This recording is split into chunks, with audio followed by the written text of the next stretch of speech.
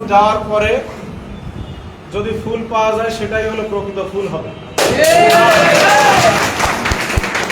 আমাদের এখানে সমস্যা হলো রাজনীতির কালচার। প্রথমে একজনকে ফুলের মালা দেওয়া হয়, চলে যাওয়ার সময় অধিকাংশের গলায় জুতার মালা জুটে। আপনারা ফুল দিচ্ছেন সম্মানের সাথে, কোনো সমস্যা নাই, কিন্তু আগামী দিন যদি সমস্যার সমাধানগুলো করে 5 বছর পরে ফুল নিতে পারি, তাহলে সেই ফুলের প্রকৃত সুঘ্রাণ চারিদিকে ছড়িয়ে যাবে ইনশাআল্লাহ। এখন আমি কিছু বিষয় নোট নিয়েছি। আমি যে কথাগুলো শুনছি, ধরেন আপনাদের খাজনা সমস্যা নিয়ে একটা প্রায় লোকই কথা বলার চেষ্টা করেছেন, অধিকাংশ ভাই কেউ প্রস্তাব দিয়েছেন উন্মুক্ত করে দেওয়ার জন্য বাজার। এটা বিরাট একটা সিন্ডিকেট এটা, এবং এই সিন্ডিকেট আমরা সবাই মিলে যদি চেষ্টা করি তাহলে এটা ভাঙ্গাও খুব সহজ। সেবার সবাইকে আগায় আসতে হবে। যে সমস্যাগুলোর কথা বলছেন, আমি কিন্তু অধিকাংশ সমস্যার সাথে পরিচিত লোহাগাড়া, কারণ লোহাগাড়া বাজারে এমন না যে আমি ইলেকশন উপলক্ষে 2-1 আসছি। বিগত 13 বছরে এই বাজারের মধ্যে অলি গলি, যে সময় আপনারা ঘুমায় থাকেন আমি সেই সময় এই বাজারটা হেঁটে বেড়াইছি, কারণ সে আমলে আমি মানুষের সামনে আসতে পারতাম না। অনেক সময় রাতের বেলা হাঁটছি, ভোরবেলা ফজরের সময় হাঁটছি এবং দেখছি। বেশিরভাগ সময় আমার সাক্ষী আমার ইমরান ভাই আছে, টুটুল ভাই, তারপরে ইমদাদ ভাই, ইমরান, এরা আছে। অনেকে জানতো যে এসব জায়গা দিয়ে আমি চলতেছি ফিরতেছি। তখনই ওনাদের সাথে যতগুলো সমস্যা আপনারা আলাপ করছেন, এই সমস্যাগুলো এখন থেকে 8, 10, 11, 12 বছর আগেও আমি এই সমস্যাগুলো ওনাদের সাথে আলাপ করছি, যে এই সমস্যাগুলো লোহাগাড়া বাজারকে সত্যিকার অর্থে একটা ভালো বাজারে পরিণত হওয়ার সুযোগ দিচ্ছে না। এখন তার সাথে খাজনা প্রবলেম সহ কিছু বিষয় যা আপনারা বললেন, আমরা ইতিমধ্যে আপনারা বলার আগেই গত 3 দিন বা 4 দিন আগে মনে হয় আমাদের এই যে লোহাগাড়া উপজেলা চেয়ারম্যান প্রার্থী শ্রদ্ধা আলমগীর ভাই, আমাদের মেয়র প্রার্থী টুটুল ভাই, এরপরে লোহাগাড়া উপজেলার ভাইস চেয়ারম্যান প্রার্থী আমাদের ইমদাদ ভাই, তারপরে আমাদের হাফেজ ইমরান, এনাদের সহ একটা টিম আমরা উপজেলা আমি রাদিউজ্জামান ভাই, এনারা সহ একটা টিম আমরা ইউনোর কাছে পাঠিয়েছিলাম আমি, এবং ওনারা এই বাজারের খাজনার সমস্যাটা নিয়েই ওনারা আলাপ আলোচনা করে যে কথাটা আপনারা এখন বলছেন, ওনারা তার ইউনো মহোদয়ের সাথে কথাবার্তা বলে আমাকে ওই কথাটাই বলছে এখন থেকে 5 দিন বা 6 দিন আগে, যে ভাই আমাদের এই বাজারটা যদি উন্মুক্ত করে দেওয়া যায় তাহলে সবার জন্য এটা কল্যাণকর হয়। তা আমরা সেই প্রক্রিয়ায় কিভাবে যাওয়া যায় আপনারা বলার আগেই আমরা 5-6 দিন আগের থেকে কাজ শুরু করেছি। দোয়া আমরা সবাই ইনশাল্লাহ সহযোগিতা করলে হবে। তারপরে ধান পাট ব্যবসা চলে গেছে, এটারও কারণ ওই একই জায়গা, প্রায় সব ঘটনা সব একই জায়গা, যে অতিমাত্রায় যদি আপনি খাজনা নেন, সুবিধা না পায়, তাহলে তো তারা থাকবে না, এখানে থাকবে, তারা থাকবে না। এরপরে সেটা যদি ওই সমস্যার সমাধান করা যায়, স্পেশালি আমরা তাদের বসার বা মার্কেটের জন্য আলাদা জায়গা দিতে পারলে এটা হবে। সিসি ক্যামেরা আসলে এটা কোনো গভর্নমেন্টের প্রজেক্টের মধ্যে এটা থাকে না, যতটুকু আমি জানি। এটা থাকে হলো বিভিন্ন দাতা সংস্থার কাছ থেকে বা বিভিন্ন ডোনারের কাছ থেকে কি করে এমপি বা মেয়র বা চেয়ারম্যানরা কি করে কালেকশন করে তার মাধ্যমে দেখা গেল যে একটা শহরকে সিসি ক্যামেরা আওতায় আনে, বা মেয়র থাকলে মেয়র তার পৌরসভা থেকে স্পেশালি একটা বাজেট দেয়, দিয়ে এটা হয়। তো এখন যেহেতু আমাদের এই জাতীয় ঘটনা দীর্ঘকাল 1.5 বছর 2 বছর প্রায় এমপি ছিল না, তারপরে আমাদের মেয়র নাই, সেক্ষেত্রে এখন যেটা হয়েছে আমরা আমাদের জায়গা থেকে এটা নিয়ে আমার একটা পরিকল্পনা, আমি চেষ্টায় আছি ইনশাল্লাহ দ্রুত এটা আলোর মুখ দেখানো যায় কিনা, আমি আমার জায়গা থেকে সেটা চেষ্টা করবো ইনশাআল্লাহ, সিসি ক্যামেরা মুক্ত করার জন্য টোটাল বাজারটাকে। এরপরে সংকীর্ণ রাস্তা ও ভ্যান সমস্যা, এটা নিয়ে বলছেন প্রায়। আসলে রাস্তা সংকীর্ণ এটার নালিশ কার কাছে করবে? একটা স্লোগান আছে যে বদলে যাও বদলে দাও। নিজেই যদি না বদলাতে পারি তাহলে কি আরেকজনকে বদলানোর ওয়াজ করা যাবে না? রাস্তার সমস্যা সংকীর্ণ কারা বানাইছে বলেন তো? নাকি আমাদের থানার ওসি সাহেব বানাইছে? নাকি ইউনো সাহেব ওই বানাইছে ওনার বাড়ি থেকে? এটা কারা বানাইছেন? আমরা নিজেরা। হ্যাঁ, গত বর্ষার সময় আমার কাছে কি কান্নাকাটি লোকজন, যে ভাই আমরা পানিতে ডুবে যাচ্ছি, তাড়াতাড়ি ব্যবস্থা নেই। তা আমি সেসব জায়গায় আপনাদের এই পৌরসভায় একটা মাস্টার প্ল্যান আমি একবার ইঞ্জিনিয়ার দিয়ে শখ করে একটা ম্যাপ করে সেটা টুটুল ভাইয়ের নেতৃত্বে এটা পৌর প্রশাসককে দেওয়া হয়েছিল। নড়াইল পৌরসভা ঠিক সেম ঘটনা আমরা করছিলাম, আমি নিজে সম্পূর্ণ দেখছি। আমি যে বললাম যে ভাই পানি বেরোনোর জন্য এখান থেকে ড্রেনের কাজ এখনই শুরু করা যাবে, তা আপনারা একটু যদি জায়গা দিতেন। তা বললো ভাই জায়গা তো দেওয়ার কথা নেই, পানিতে ডুবে পরে কান্দে, কিন্তু জায়গা কি দেওয়ার কথা নেই। তাহলে এখন আমরা কি করবো বলেন? কারো কিছু করার আছে? আমি ইঞ্জিনিয়ার নিয়ে এবং পৌরসভার প্রশাসন নিয়ে দাঁড়ায় রাখছি। তো বললো যে বাসু ভাই ঠিক আছে, পানি বের করে দিয়ে যাচ্ছে, তো একটু জায়গা হলে আমরা এখনই নালা কেটে নিয়ে যাবো, পানি একটা ড্রেন করে দেবো। এখন কেউ জায়গা দিতে রাজি না, কিন্তু সবাই কান্দার জন্য ব্যস্ত। এখন এই দোষটা কার বলেন? এই বাজারের রাস্তা কেন সংকীর্ণ হয়েছে? এটার জন্য যারা ঘর মালিক আছেন, এখানে কয়জন ঘর মালিক আছেন জানি না, এনাদেরকে অবশ্যই সিদ্ধান্ত গ্রহণ করতে হবে যে আমরা আমাদের বাজারকে এখানে আসলে ভালো করতে চাই কিনা। এমন অবস্থা একটা ফায়ার ব্রিগেড অফিসের গাড়িও, ফায়ার সার্ভিসের গাড়িও ঢোকার মতো নাই এখানে। মানে আপনি আগুনে পুড়ে মরে গেলেও আপনার এখানে কেউ কিছু করতে পারবে না। তাহলে আজকে সেখানে কি বাজার চলবে? এর ক্ষেত্রে আমরা আগামী দিনে আপনারা যারা আছেন, আপনারা সহ ঘর মালিকদের সাথে আমরা ইনশাল্লাহ এগুলো নিয়ে আরো বিস্তারিত আলাপ করে কিভাবে এই সমস্যাটার সমাধানের দিকে আমরা যেতে পারি সেটা দেখবো ইনশাল্লাহ। এরপর কাঁচা বাজার সংক্রান্ত কথা বলছেন। কাঁচা বাজার এখান থেকে স্থানান্তর করার জায়গা যদি থাকে সেটা অবশ্যই এই কাজগুলো অতি দ্রুত করা প্রয়োজন বলে আমি মনে করি, এবং সেটা আমরা চেষ্টা করবো। আমি আগে প্রশাসন বা এসি ল্যান্ড অথবা ইউনোর সাথে বসার পরে এর সমাধানটা কি আছে, যদি আমরা জায়গা পাই, সুন্দর জায়গা থাকে, সেক্ষেত্রে আমরা এটা স্থানান্তর করবো ইনশাল্লাহ। আচ্ছা, এরপরে জোরপূর্বক অর্থ আদায় একজন ভাই বলে গেছেন। এখন জোরপূর্বক অর্থ আদায় যে ভাইরা এটা করেন, নিশ্চয়ই ওনাদের রিজিকের টানাটানি আছে, মানে গরিবী হালতে চলে, হয়তো 2 বেলা খায় বা 1 বেলা খায় না, এরকম হতে পারে আমার মনে হয়। আমরা এরকম লোকগুলোকে খুঁজতেছি এবং আমি ওই লোকগুলোকে খুঁজতেছি যার এরকম সংসার চলে। ইনশাল্লাহ ওনার তালিকা আপনারা আমার কাছে দেবেন, অথবা ওনাদের খবর বলবেন যে এমপি সাহেব তোমাদের খাবারের ব্যবস্থা করবে ইনশাল্লাহ। কারণ আমরা এই কাজটা কাউকে করতে দেব না, এবং এটা প্রশাসন সহ সবার কাছ থেকে সহযোগিতা নিয়েই আমাদের মাননীয় প্রধানমন্ত্রী তারেক জিয়া এখন বলেছেন যে আমরা কোনো চাঁদাবাজকে, কোনো সন্ত্রাসীকে প্রশ্রয় দেব না, ঠিক কিনা? আমরা প্রধানমন্ত্রীর এই কথাকে আমরা পাই টু পাই লোহাগড়া সহ লড়াইলে বাস্তবায়ন করবেন।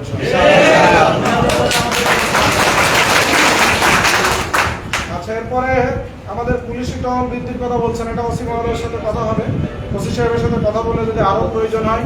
আসলে পুলিশের জনবল কিন্তু ভাই বেশি না, আমার এই নড়াইলে 11 লাখ মানুষ, পুলিশ আছে কয়টা আপনি এখন গুনে দেখলে বসবেন যে 500-600 জনের জন্য হয়তো 1000, 1500, 2000 জনের জন্য একজন পুলিশ পড়ে না বাকি। এখন এইখানেও জনবল সংকট আছে, ওনারা তো রাত দিন পরিশ্রম করেন, তারপরেও আরো দেখা যায় কিনা আপনাদের নিজস্ব ব্যবস্থাপনায় যে প্রহরা, এটা কিন্তু আরো কার্যকর করা দরকার। আমি দেখলাম এখানে 2 রকম কথা এসে গেছে। সেই ছোটবেলা বই কিনা গল্প পড়েছিলাম, বই কিনা প্রবন্ধ, যারা ক্রেতা তারা বলে বইয়ের দাম কমে না তো কিনবো কি করে, আর বিক্রেতারা বলে যে বই বেশি বিক্রি হয় না তো দাম কমাবো কি করে। এখানে এরকম সমস্যা কিন্তু একটা হয়েছে যে যারা কর্তা ব্যক্তিরা আছেন ওনারা বলছেন ভালো টাকা আয় হয় না, এই জন্য কি নৈশ প্রহরী ভালোভাবে বৃদ্ধি করা যাচ্ছে না। আবার আপনারা বলছেন আমাদের নৈশ প্রহরী সাফিসিয়েন্ট না, তাহলে এখন কি করতে হবে? এখন উভয় পক্ষকে আরো আন্তরিকতার সাথে দেখলে এটা হবে ইনশাআল্লাহ। আর টাকা দিয়ে পাহারা না দিয়ে ভাই নিজের ছেলে, কাজের লোক রেখে নিজের ছেলে মেয়ে ওরে মানুষ করা বা ওরে খাওয়ানো যতটুকু আন্তরিকতা হয়, নিজে হাতে খাওয়ালে ভালো হয় কিনা বলেন? হ্যাঁ, নিজে হাতে খাওয়ালে আরো ভালো হয়। আমার ভাই সেজো ভাই, উনি একটা বড় বাজারের সভাপতি, তা উনি দেখছে যে নিজেও রাতের বেলা পাহারা দিতে চায়, দোকানদারাই শিফটিং করে পাহারা দেয়, আজকে এই 10 জন দেবে, কালকে আর এই 10 জন দেবে, এভাবে সিরিয়াল আছে। তা এখন সভাপতিও যেদিন রাত পড়ে সেদিন সভাপতিও সারা রাত কি পাহারা দেয়।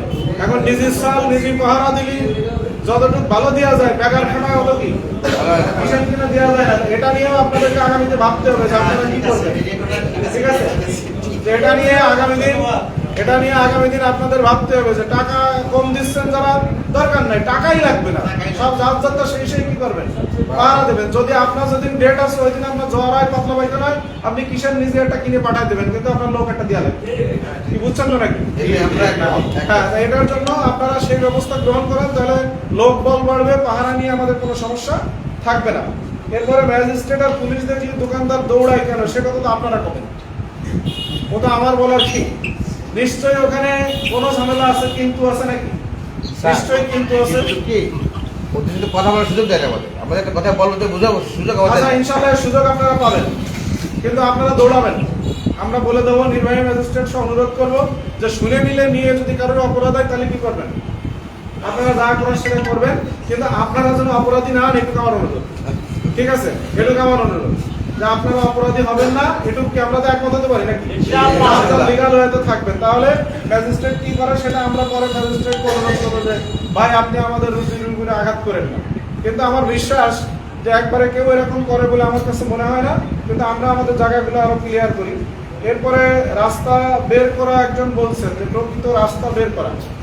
আসলে হয়েছে কি, আসলটুক খাইতে যত মজা লাগে ফাওকা খাইতে তার চেয়ে কি বেশি মজা লাগে, এটা সবারই অভ্যাস। স্কুল ছুটির দিনই খুব মজা পাওয়া যায় না, ওদিন ছুটি কিভাবে কেটে যায়। কিন্তু স্কুল যেদিন পলাইছি ওই দিনের ছুটির কি, ওই দিনের মজাটা আলাদা ছিল, ঠিক না বলেন? ছোটকালে যে স্কুল পালানোর দিনের মজাটা আলাদা, কিন্তু যেদিন সরকারি ছুটি থাকতো ওই দিনের মজা কি এত থাকতো না। এখন এই ফাও কাজে সবার একটু মজা বেশি লাগে, এই জন্য জমি ধরটুক আছে সামান্য 2 হাত বাড়াই দিতে পারলে কি তখন ভালো লাগে না? তাই ইনশাল্লাহ আমরা উপজেলা প্রশাসন সহ সবার সাথে এই কথাগুলো মত বিনিময় করে প্রকৃত রাস্তা বের করে যার যার অবৈধ স্থাপনা আমরা সরানোর জন্য ওনাদের সাথে কথা বলে আমরা ব্যবস্থা করবো। আমরা যে উচ্ছেদ করে দেবো সে কথা বলছি না। অবশ্যই যারা এটা করছেন উনি যদি নিজে ভাঙিয়ে সরাই নিয়ে আনেন তাহলে কি উচ্ছেদ করার প্রয়োজন আছে নাকি?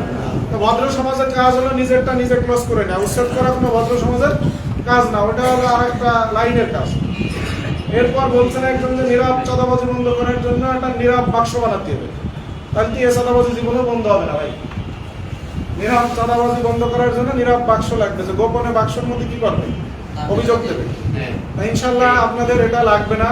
আমি যেটা চিন্তা করছি যে এটা নিয়ে আমার টোটাল ব্যবসায়ীদের জন্য সমস্যাগুলো যেসব জায়গায় হয় আমাদের সমাজে, একটা সমস্যা হয় ব্যবসায়ীদের, এনাদের কাছে নগদ টাকা থাকে।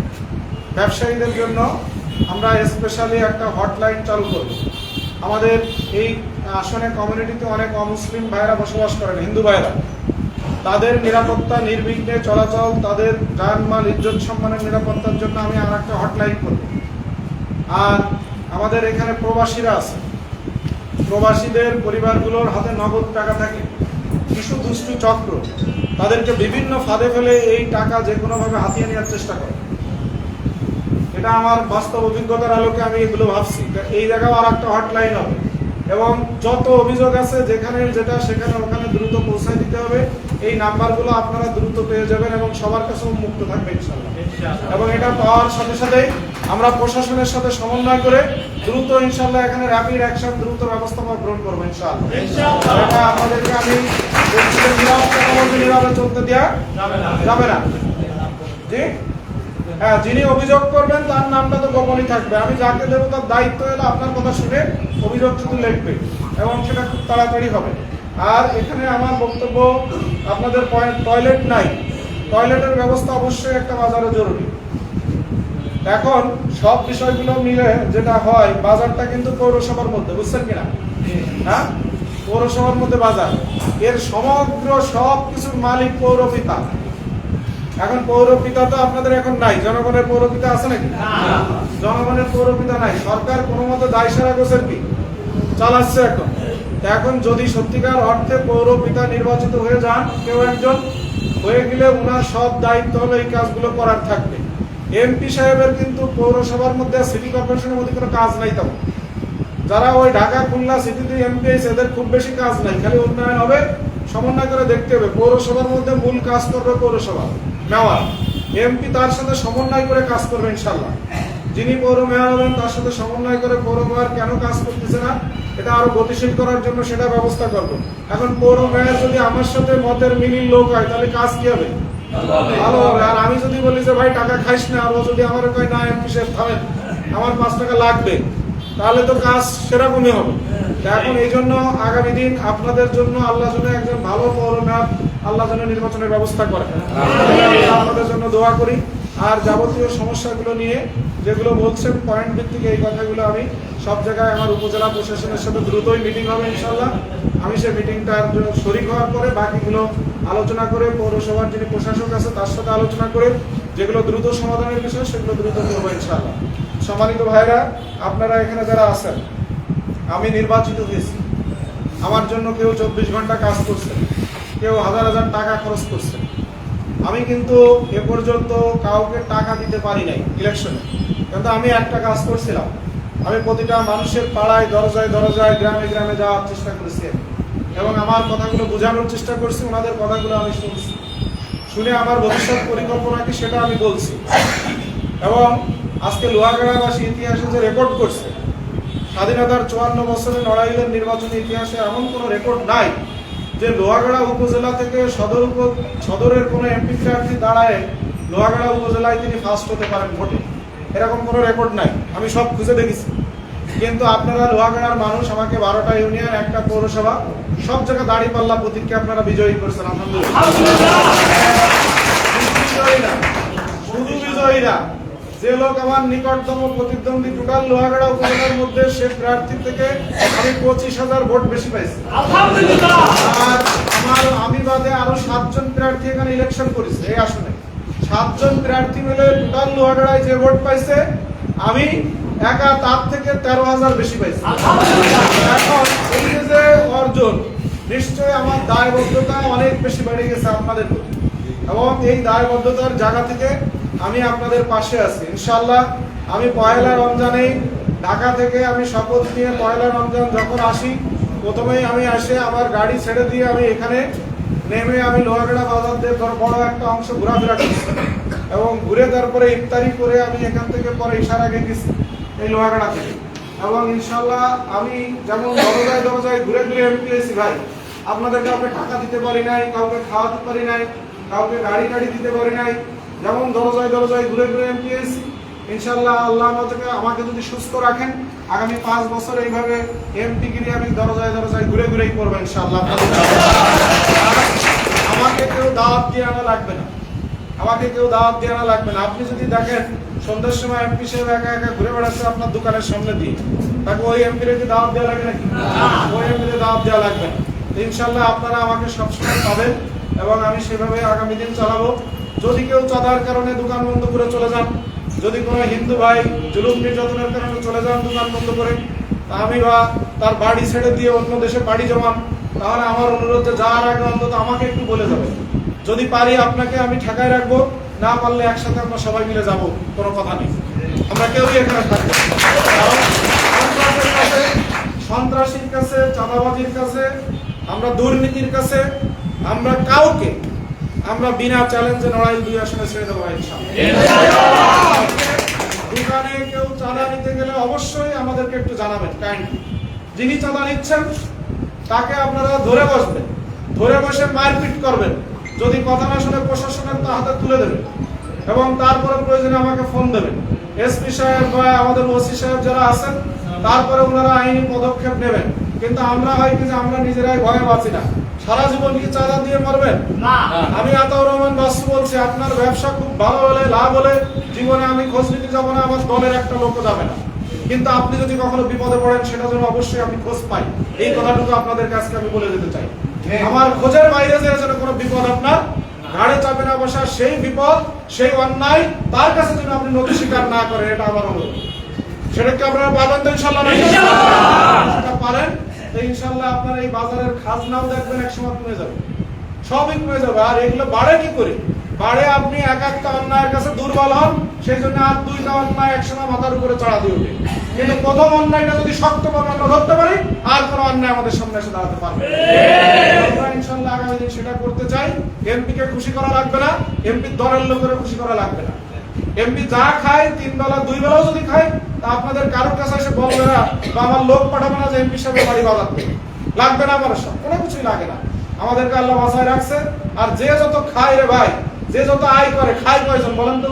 আমি দেখলাম যে যত টাকার মালিক সেই কিছুই খালি পারে না, টাকা নিষেধ। কিন্তু আপনি এক ভ্যানালারে নিয়ে 1.5 কেজি চাল কিনতে দেন, দেখবেন যে একবারে খেয়ে উঠবেন, ঠিক কিনা? কিন্তু বিষয়টা হলো যে এত টাকা দিয়ে করবেন কি? কেউ পারে না নিয়ে যেতে, কবরেও কেউ নিয়ে যেতে পারে না, কেউ খাইতেও পারে না। কিন্তু আপনি দেখেন কি বিভৎস ঘটনা, আপনি আর একজনের হক নষ্ট করে এনে টাকা পাহাড় করছেন, সম্পদের পাহাড় করছেন। আমি দেখছি একজন পিতা কেবলের কবরে শুয়ে গেছে, কবরে শুয়েছে এক পিতা, ছেলেরা সাথে সাথে সম্পদ ভাগাভাগি নিয়ে মারামারি শুরু করেছে, এখনো কবরে রাখা শেষ হয়নি। একজন পিতাকে আমি দেখলাম, সন্তান বলতেছে, যারা ও সবার কবর দিচ্ছিস কেন, ওরা কেরোসিন কিনে নিয়ে 10 লিটার ওরা ধরে পুড়াই দে। কিন্তু আপনি সেই লোকটি কিন্তু অনেকের কাছে অবিচার করে সম্পদের পাহাড় করছে, আর সেই সম্পদ নিয়ে তার আপন সন্তান, ওর যার সন্তান বলতেছে যে ওরা কবরে দেওয়ার দরকার নেই, 10 লিটার তেল নিয়ে আসো, আইনাকে পুড়ায় দাও। আপনি কি করবেন সম্পদ দিয়ে বলেন? সম্পদ বড় পাহাড় করলেন, ছেলে মেয়ে শয়তান বজ্জাত হয়ে গেল, ওই সম্পদ চলে যেতে একদিন সময় লাগবে আপনার, 5 দিনও লাগবে না। কিন্তু আজকে কেন আমরা মানুষের হক নষ্ট করব, কেন মানুষের উপরে জুলুম করব, নির্যাতন করব? এগুলোর থেকে আমাদেরকে যার যার জায়গা থেকে বিরত থাকতে হবে।